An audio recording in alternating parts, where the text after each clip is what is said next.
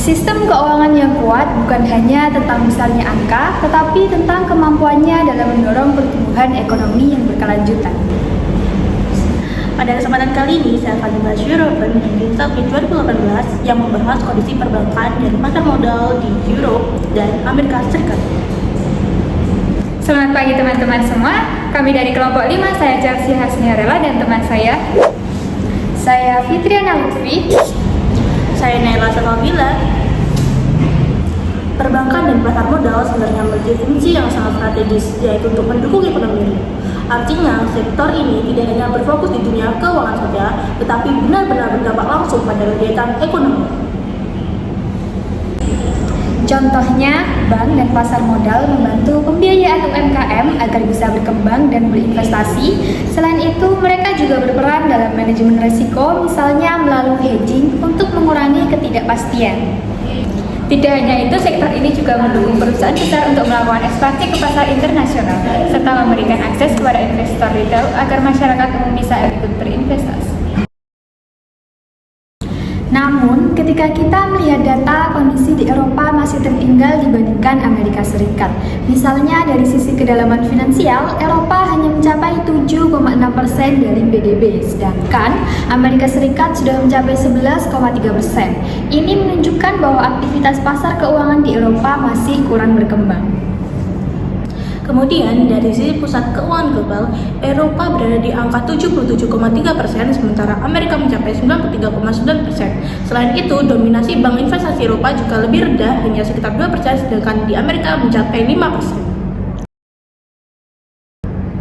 Yang menarik, masalah di Eropa tidak hanya soal kalah dari Amerika, tetapi juga adanya kesenjangan antara negara di dalam Eropa sendiri. Negara-negara kecil seperti Denmark dengan 17,5% dan Swedia dengan 15,9% justru memiliki pasar keuangan yang sangat maju, bahkan lebih tinggi dari Amerika Serikat yang berada di 11,3%. Namun, negara-negara besar seperti Jerman hanya berada di 6,7% dan Prancis di 8,5%. Ini cukup mengejutkan karena seharusnya negara besar memiliki sistem keuangan yang lebih kuat.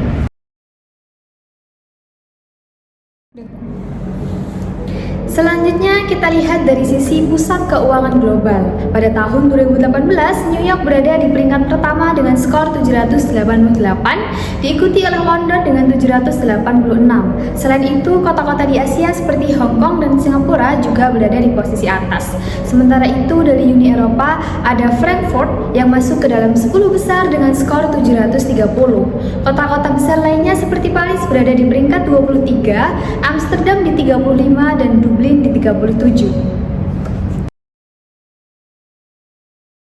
Jika kita melihat dari sisi bank investasi, perbedaannya semakin terlihat jelas. Kapitalisasi pasar bank-bank Amerika meningkat sangat pesat dari 335 miliar USD pada tahun 2011 menjadi 1.059 miliar USD pada tahun 2017 dengan pertumbuhan sekitar 21%. Sementara itu, bank-bank Eropa hanya meningkat dari 232 miliar menjadi 416 miliar USD dengan pertumbuhan sekitar 10% saja.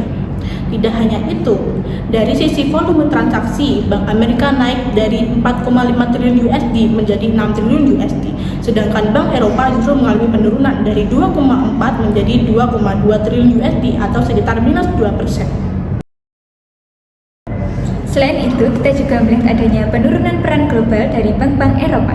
Contohnya, klien bank asing di kawasan Eurozone turun drastis dari 15,9 triliun USD pada tahun 2007 menjadi 8,6 triliun USD pada tahun 2016. Di wilayah Eropa lainnya juga turun dari 7,4 menjadi 5,3 triliun USD.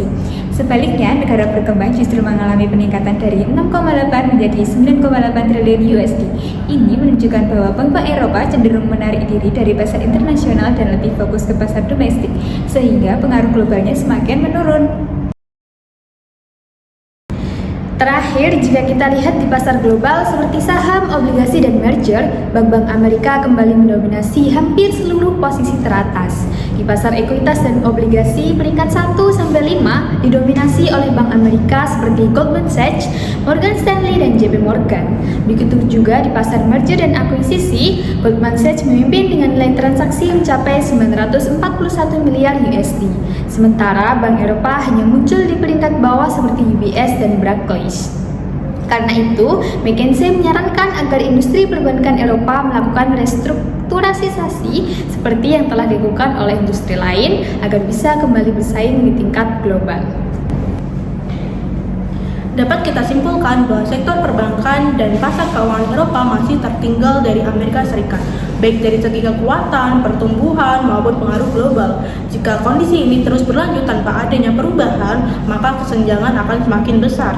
Oleh karena itu, diperlukan langkah restrukturisasi yang serius agar Eropa dapat meningkat daya saingnya dan kembali berperan penting dalam mendukung pertumbuhan ekonomi global. Sekian dari kami. Terima kasih atas perhatian